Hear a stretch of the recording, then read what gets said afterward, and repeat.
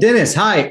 First things first, man. I love the show. These junkets are always so much better and easier to do when you really love the thing you're talking about. And I can't sing its praises enough.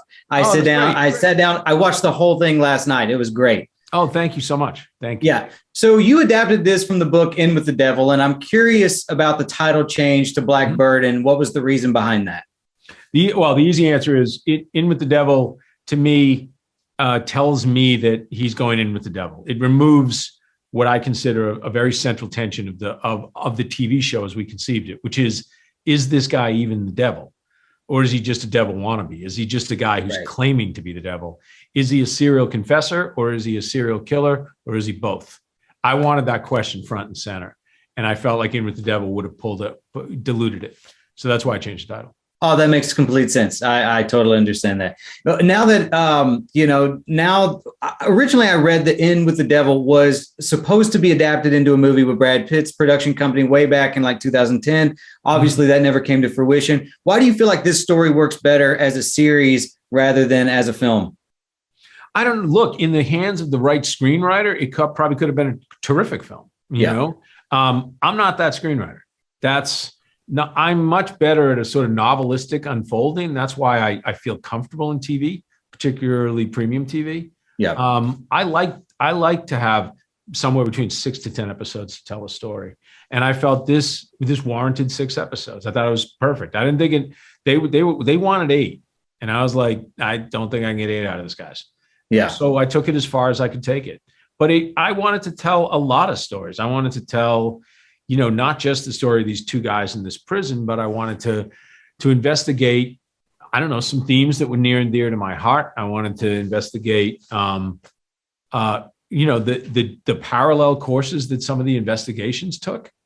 All of that was important to me. So, and the father-son relationship and the 2 brothers, these are all things that I think would have been diluted or just excised from a film. Yeah, naturally. So much of your work has been adapted to the big screen. This might be impossible to answer. I don't know. But do you have a personal favorite adaptation of your work? I do, but I can't say what it is because it would insult all the people who did so much hard work on the other ones.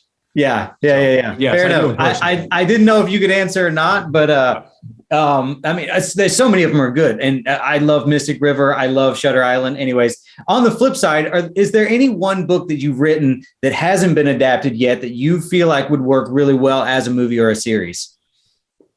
There is, but it's so monumentally expensive. It's The Given Day, and people come up to me a lot and talk to me about it. And it's not for sale. I own it. And I'll say the same thing to everybody. I'll be like, if you guys got a fresh take and you can sell it somewhere, I'll join up. But it's so expensive and it's so massive that I don't think it will ever get made. Okay, well, I'm going to go try to check it out. Thank you so much, Dennis, for taking the time to talk to me. Thank you. I was a huge fan of the show. I really enjoyed it. Thank you. That's fantastic to hear. Thank you very much, dude. Blackbird is so good. Excuse my French, but I need you to know how much I loved it. Oh, Chris, mate, that's exactly the kind of reaction that we're hoping for. Thank you, mate. Yes, man. I pounded through the whole thing last night, and I mean, one sitting. I loved it. I thought it was so good. Perfect. So Blackbird features one of Ray Liotta's final performances, which I can only imagine is bittersweet for you. And the 2 of you have some really wonderful scenes together. So what was your experience like working with him?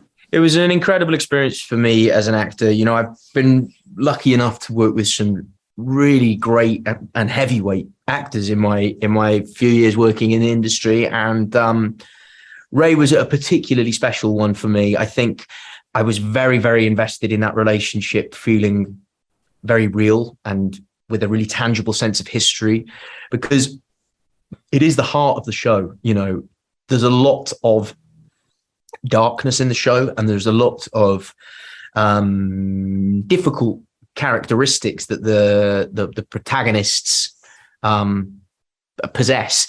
But I think the tenderness of the relationship between Big Jim and my character Jimmy is kind of the engine for why Jimmy takes this massive risk. And I was so extraordinarily blessed that an actor of Ray's gravitas, caliber, magnitude, decided to take on the role. And we had a really, really special connection. And we had stayed in touch, actually, because it was a special experience I believe for him as well. Mm-hmm. And of course, it's a great shame that he won't be here to celebrate the release of the show. But it's an incredible testament to his talent, and of course, you've seen the show. Given what happens to his character, it takes on an extra poignancy, I think, in the wake of his passing. So it's it's sad, but I'm my overwhelming feeling is of pride. So Absolutely. Yeah. Well, I really loved what you guys did together. It was nice to see. This is a weird segue, but it happens when I only have 4 minutes, so I'm sorry for that. That's okay. But I hope this doesn't come across as flirty. But you got so jacked for this, man. Like you got so big. I was like, holy crap, look how huge Taron is now. How many meals a day are you eating to fill out for this, dude? I did. I mean, it was, it was that whole thing. I learned a lot doing it, but it's that thing of being in a slight calorie excess to get big, and then in a slight calorie deficit to lean out again. And I learned a lot about it, the sort of science of it, and it was made very, very, very digestible, if you pardon the pun, to learn how to do it. And I really enjoyed it. And I felt it was very important for the character. The real guy was in great shape, but it just felt right for the role that he be strong and kind of into himself a little bit, if I'm honest, too. And also the gym became something that was a nice kind of tonic to what were some pretty unpleasant days at work. It was kind of like therapy, really, which was nice. Dude, it was so great talking to you. I'm almost out of time, but now that you've packed on all this extra muscle, would you like to take a stab at Wolverine? It's really lovely talking with you, and I mean, I of course I would love it. Paul, before we get started, I got to tell you, my buddy Dalton Castle told me to tell you hi. I love that. He's a tremendous performer. I would love to see him in AEW. Yeah. He's great, man. I love that guy. I don't want to be weird, but I loved you in this so much. You did such an outstanding job turning Larry into a sympathetic guy, no matter how creepy he gets. Were there any particular serial killers that you studied or maybe modeled your performance after for Larry?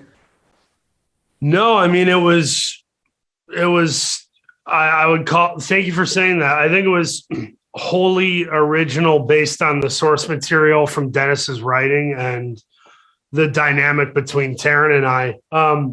He is a real guy. So I had to, it's based on a true story. I had to really try to find some audio of his voice and at least get close. I think I did get close. It was just kind of concocted. I think if I was trying to model it after somebody else, I might get caught in the act, and that wouldn't be good for me, Yeah. So were the mutton chops, were those fake or were those babies homegrown? Because those were impressive. I had an amazing hair and makeup team. These 3 women, Galaxy, Catherine, and Nana. Every morning they had me in the chair for about 90 minutes or so, and they helped concoct that. I just had the mustache. You got to let Taron borrow those mutton chops so he can play Wolverine one day.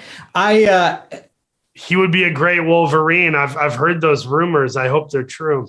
Yeah, no, me too. You kind of already sort of answered this, but I mean, I know you've played several characters now based off of real people. So you didn't get to have any conversations with the real Larry Hall or James Keene. You just sort of found audio to listen to him.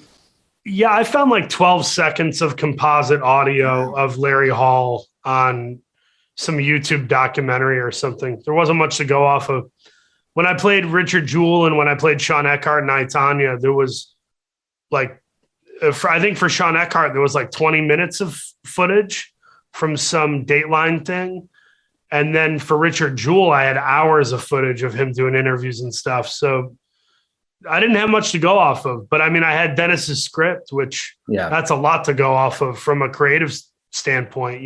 Sure. Dennis is a really thoughtful writer who crafts a lot of texture and nuance and reasoning within these characters. So that was all I needed to really be off and running. Wow. 12 seconds. That's incredible.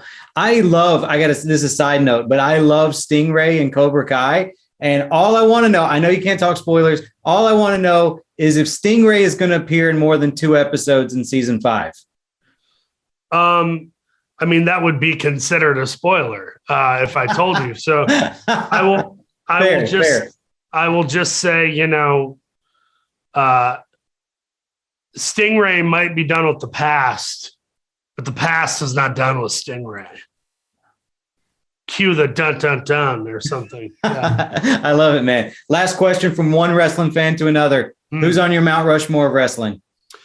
Oh, I was not prepared for this, Chris. I'm sorry to do this to you, dude. I'll go right now. I'll go because it changes from week to week sometimes. I'll go Sting, Chris Jericho, Bret Hart, and my buddy Diamond Dallas Page. Bang. Oh, that's a good Mount Rushmore, man. I haven't heard of Mount Rushmore like that. I like that. That's very good. Yeah, you could go with Hulk and Rock and Stone Cold, but like some of those are kind of, I don't know. My Mount Rushmore looks a little bit different, I guess. Absolutely. And it's your personal preference. Paul, you're amazing. Thank you so much for taking the time to talk with me, man. Thank you. Thanks, man. Tell Dalton I say what up. I will.